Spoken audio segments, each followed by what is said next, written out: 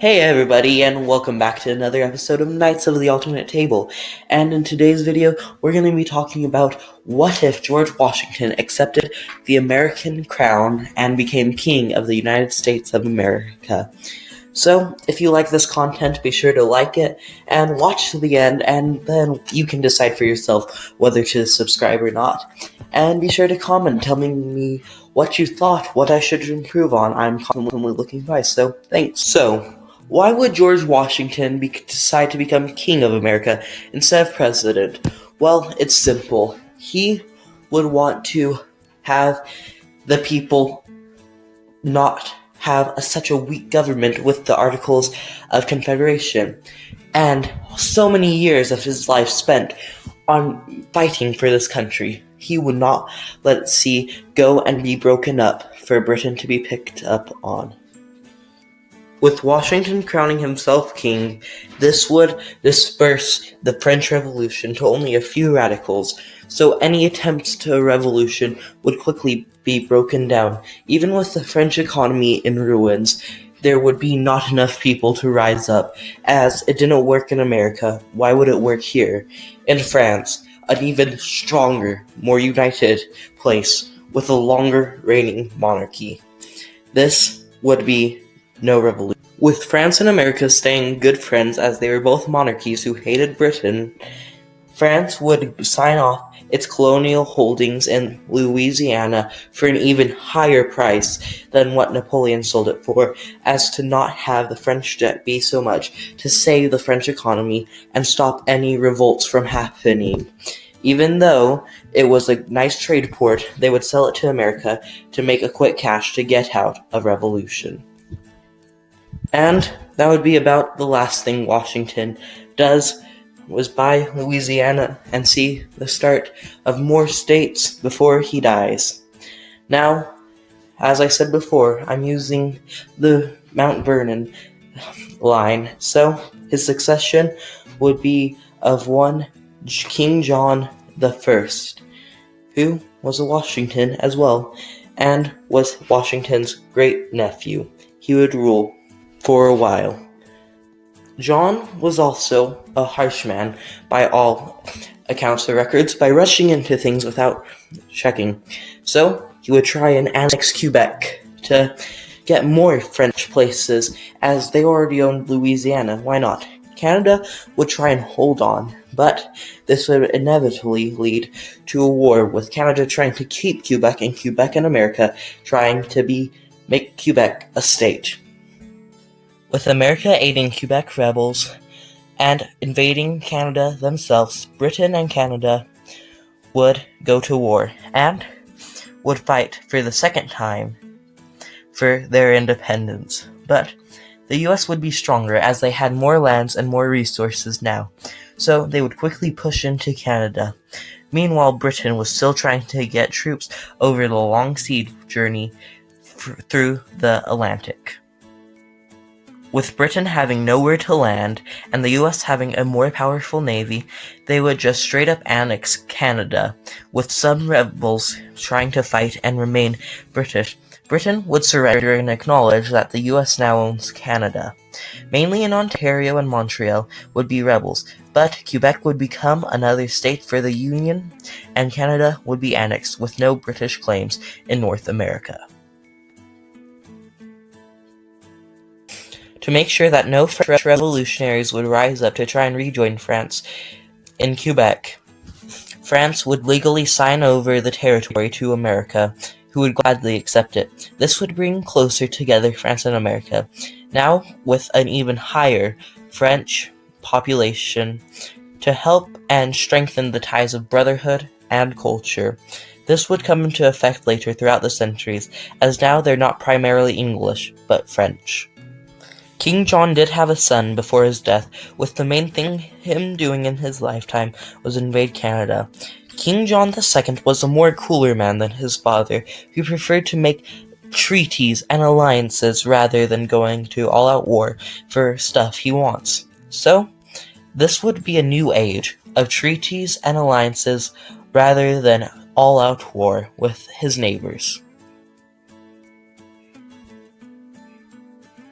A huge thing to mention, with no American Revolution, there would be no French Revolution, which would mean no Napoleon, which means the HRE would still exist, and Prussia wouldn't get a chance to show its might, besides the 7 Years' War. This would mean that the HRE would fall under Austrian aggression, while Prussia would try and break free through the HRE with some northern German states. They would be successful, and them and Austria would become rivals, but everyone would just ignore Prussia, as they weren't a large nation. Everyone except the French, who would be looking for more allies, and Britain, being an ally to Austria and Portugal, would naturally become an ally with Prussia to try and stop Britain from getting their hands on another German nation in the middle of Europe. America would accept this too, as a small part of their culture was German, so these cultural brothers would be linked through the US, who would decide and stop British imperialism. Britain, Austria, Portugal, and the HRE would all alliance themselves to try and stop the America, France, and Prussia from attacking any one of them or a smaller nation. So, this would deteriorate them from attacking and maybe try and get some French land in Africa, or maybe some more land in the West and the New World that was stolen from them long ago. John II would die, leading way to Lawrence Washington. No, not George Washington's brother, but Larry Washington, who was a soldier in the Civil War in our timeline. Which, speaking of the Civil War, there would be no Civil War in our timeline, as Washington was so well liked that his heirs would also be as well liked, and no rebellions would ever happen, besides a couple of native tribes rising up, and the US quickly crushing them like they did in our timeline. Larry was like his grandfather and would go to war immediately, so he would attack Mexico to try and annex all of them and truly unite North America. Even though it was a total new different culture, the US was already such a melting pot of cultures that what was one more? Mexico would quickly be overran, and the US would underestimate how much the Mexicans didn't want to be a part of the US. Prussia would start annexing northern German states from the HRE, which would make Austria mad, who was ready to go to war, and not knowing that they would break out another huge war, would start World War I over the fact that a couple of smaller German states in the north were being annexed by their rival, who they did not like at all, and decided to start attacking immediately. World War I would quickly happen, with the US moving their armed forces out of Mexico and to start attacking Portugal, who did not have an open front with anyone. Meanwhile, France would fend off Britain while also attacking Austria, and Prussia would focus on Austria. The HRE wouldn't be a part of this, as either all of them fled to Prussia and were annexed, or all of them were fled to Austria and annexed. So, World War I would begin, and it would be a bloody mess.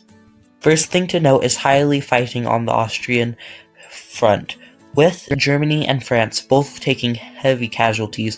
Meanwhile, Britain's trade would be erupted, while the US, realizing that Mexico wasn't going to back down and a rebellion was happening, would move their armed forces back and start supporting Prussia rather than being in open arms.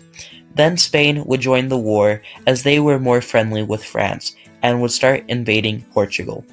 With French and German troops quickly moving through Austria, Austria would have no choice but to surrender and would be destroyed, with Prussia becoming Germany, as they did in our timeline. Meanwhile, Portugal, not expecting an invasion, would be destroyed. And the US, now having Mexico under control, as they were now allied with the cultural brother in Spain who they made up with from rebelling, would send their army back over to help with the invasion of Portugal and disrupt trade for Britain, while France would be focusing on disrupting trade through Britain as well, and Portugal being stormed by all of the allies. With Portugal falling, it would just be Britain left, who would surrender, being alone on the island, waiting for a naval invasion to come and take them out, trying to preserve a little bit of their empire. They would also surrender. So, that would be the end of World War I, with Germany now being formed, Spain having Portugal, so Iberia is united, and France having a lot more land in Africa, with the US becoming the only North American nation. So, I would just like to take this moment to thank you all for watching, and technical error I didn't realize, but my audio got corrupted, and so for this segment, there was no audio after, so, oops. But, anyways, just thanks for watching, special shout out to Jaws, and I've started school, but I have a huge project in the works, so start expecting something big. So, like and subscribe. Part 2 would be uploaded to the left-hand side when it comes out, eventually. And, on the right, this video has been selected for the best of you. And, in the middle, a subscribe button. You've made it this far. Why not subscribe? Goodbye!